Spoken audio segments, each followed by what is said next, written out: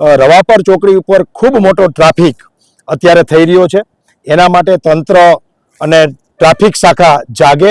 માત્ર રવાપર રોડ ઉપર નહીં, ઉમિયા સર્કલથી લઈ અને પાડાપુલ સુધી મોરબીની અંદર તમે સવારમાં નીકળી ના શકો એ હાલત છે।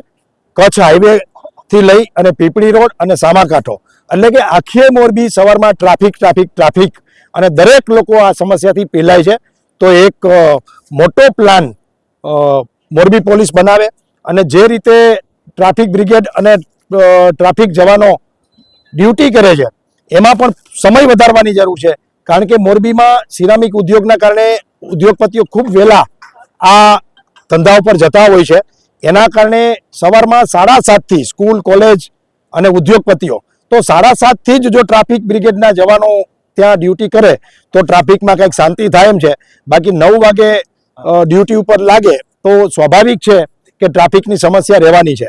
આજે આવેદનપત્ર આપીને તંત્રને એટલી વિનંતી કરીએ છીએ કે ઝડપથી મોટો એક્શન પ્લાન બનાવી અને આ ટ્રાફિકની સમસ્યાનું નિવારણ કરે।